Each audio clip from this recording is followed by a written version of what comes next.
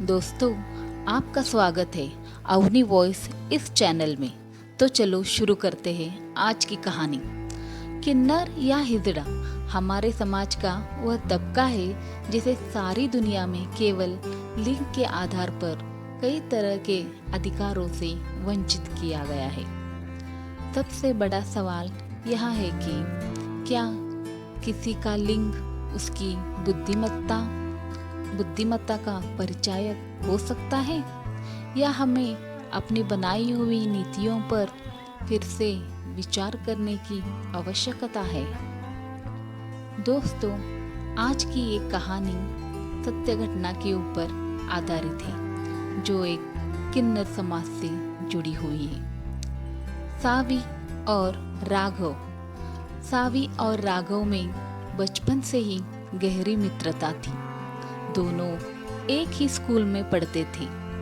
बचपन से ही राघव का रवैया लड़कियों की तरह था। ज्यादातर लड़के राघव को लड़कियों के साथ रहने की वजह से ही चिढ़ाते रहते थे। हालांकि राघव को इस बात से कोई फर्क नहीं पड़ता था। लेकिन जैसे ही राघव 10वीं क्लास में पहुंचा, उसने अपने घर पर लड़कियों की तरह कपड़े पहनना शुरू कर दिए। दरअसल राघव किन्नर था, लेकिन उसके माता पिता ने यह बात सभी से छुपा कर रखी थी, क्योंकि इज्जत का सवाल था और अपने बच्चे को सबकी नजरों से बचाकर लड़कों की तरह पालते रहे। लेकिन अब राघव को लड़कों की तरह रहने में घुटन सी होने लगी थी, क्योंकि उसे अंदर से एहसास था कि उसका शरीर भले ही लड़के की तरह दिखाई देता हो, लेकिन उसकी भावनाएं लड़कियों की तरह है और उसे यही जीवन पसंद है। राघव को लड़कियों जैसा रहना पहनना पसंद था। बस फिर क्या था, राघव ने अपने वास्तविक रूप को पूरी तरह अपना लिया और स्कूल पहुंच गया।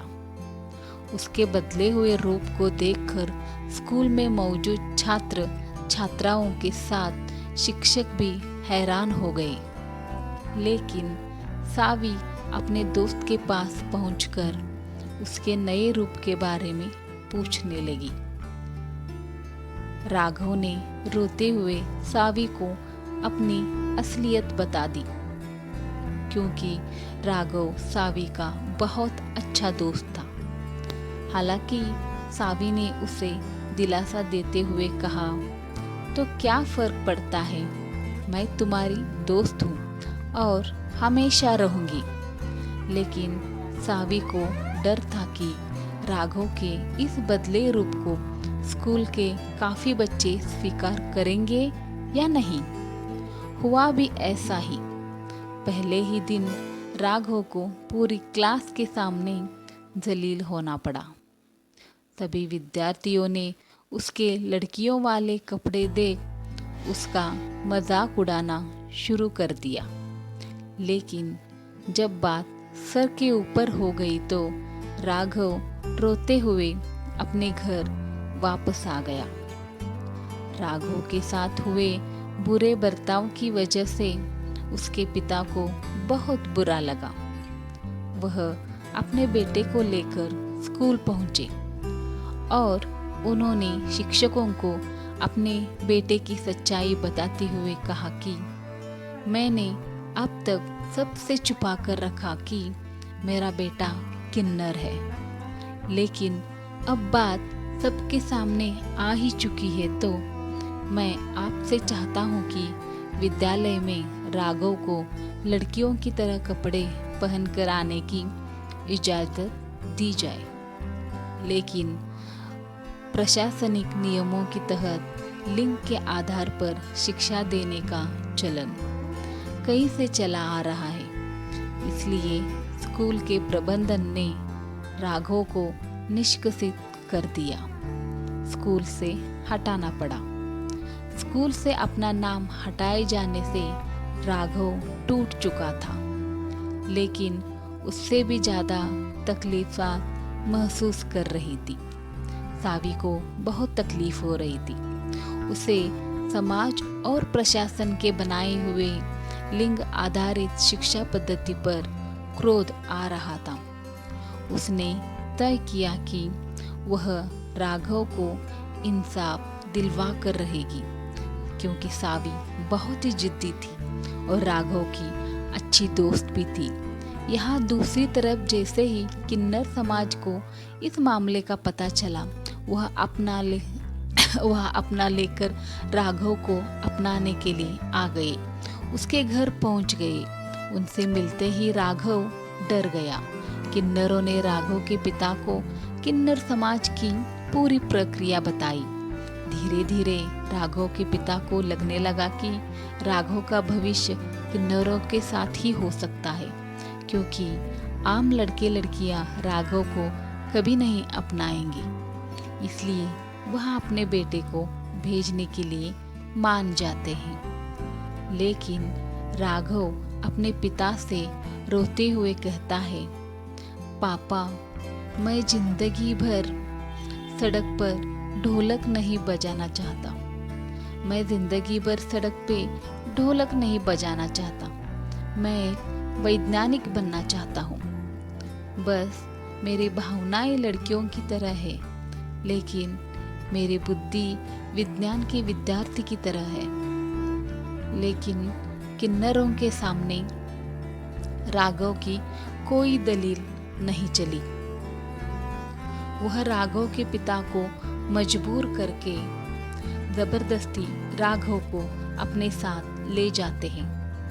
कुछ दिनों तक राघव अपनी दोस्त सावी और परिवार को याद करता है, लेकिन धीरे धीरे वक्त के साथ वह किन्नरों की तरह ही पेश आता है, गाने बजाने में लग जाता है।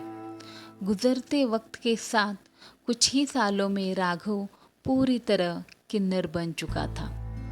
एक दिन राघव ने अपने गले में ढोलक टांगे हुए ट्रैफिक सिग्नल पर ताली बजाते हुए एक कार का दरवाजा खटखटाया। जैसे ही कार का गेट खुला, राघव अपना मुंह छुपाने लगा। दरअसल कार के अंदर सावी अपने पति के साथ बैठी थी। राघव को मुंह छुपाते सावी उसे पहचान लेती है और जैसे ही उसे राघव का किन्नर वाला रूप दिखाई दिया, उसके होश उड़ जाते हैं। सावी तुरंत सड़क पर उतरकर राघव को गले लगाकर रोने लगती है, क्योंकि उन दोनों में बहुत ही गहरी दोस्ती थी। राघव सावी को चुप करवाते हुए कहता है कि तुम मेरी चिंता मत करो, मुझे अब इसी काम में मज़ा आने लगा है और अब मेरी यही दुनिया है। लेकिन सावी राघव को बचपन से जानती थी। उसे पूरा यकीन था कि राघव बड़ा होकर देश के लिए कुछ तो बड़ा करेगा। लेकिन आज वह गले में ढोलक टांगे हुए लोगों का मनोरंजन करने पर मजबूर है। बस फिर क्या था, सावी ने राघव को इंसाफ दिलवाने का बीड़ा उठा लिया। सावी के पति एक वकील थे, इसलिए उन्होंने अपनी पत्नी की बात से सहमत होकर किन्नरों को स्त्री पुरुष की तरह समान अधिकार दिलाने हेतु मुकदमा दर्ज करा दिया। यह मामला अपने आप में बहुत बड़ा था, इसलिए न्यायाधीश ने मामले को सरकार के अधिकारियों के हवाले देते हुए अनिश्चित काल तक स्थगित कर दिया। लेकिन सावी कहाँ रुकने वाली थी। उसे कुछ भी करके राघव को इंसाफ दिलवाना चाहती थी। उसने किन्नर समाज से मिलकर एक आंदोलन की शुरुआत कर दी। धीरे धीरे आंदोलन का रूप विशाल होता गया। आंदोलन के नेतृत्व कर रही सावी ने अपने आक्रामक तेवरों से पूरी मीडिया जगत में तहलका मचा दिया। देखते देखते मुद्दा अंतर्राष्ट्रीय होने लगा। जब नेताओं को किन्नरों के आंदोलन की ताकत पता चली तो वह तुरंत अधिकारियों के साथ किन्नरों की मांगे सुनने पहुंच गए। सावी ने सार्वजनिक दलील देते हुए कहा कि किन्नर समाज अब एक मनुष्य की तरह सामान्य अधिकार चाहता है। जिस तरह स्त्री और पुरुष को पढ़ने, लिखने, नौकरी करने का अधिकार होता है, उसी तरह से किन्नरों को भी होना चाहिए। क्योंकि वह राघव की दोस्त थी और वो कुछ भी करके राघव को इंसाफ दिलाना चाहती थी। क्या किसी की बुद्धि और विवेक की कोई कीमत नहीं? लिंग ही सब कुछ है। सावी की बात सुनकर नेताओं के बीच फुसफुसाहट होने लगी। दरअसल उन्हें अंदर से लग रहा था कि सावी की बात में दम है, लेकिन वह कर भी क्या सकते थे।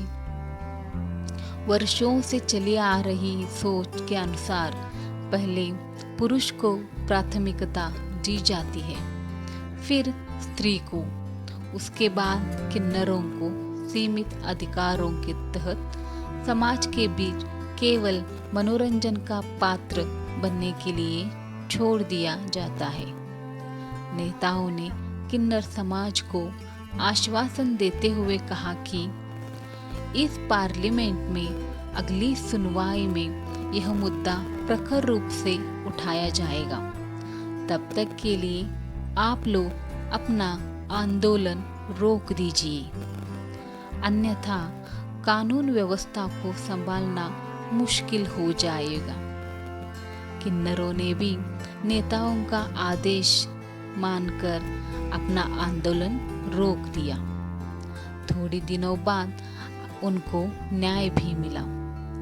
सावी की इस प्रयत्न को सफलता मिली और आज राघव एक विद्वान बनकर अपनी जिंदगी गुजार रहा है।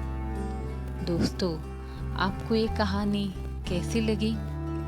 कहानी अच्छी लगे तो लाइक शेयर ज़रूर कीजिए। लाल बटन दबा के चैनल को सब्सक्राइब कीजिए। घंटी का बटन दबा के आने वाले वीडियोस का अपडेट भी पाइए। अगर इस चैनल में नए हो तो इस चैनल को सब्सक्राइब कीजिए। अगर आप ये वीडियो फेसबुक पे देख रहे हो तो फेसबुक को फॉलो भी कीजिए। फेसबुक पेज को फॉलो ज़रूर कीजिए। धन्यवाद। आपकी अवनी वॉइस। Thank you.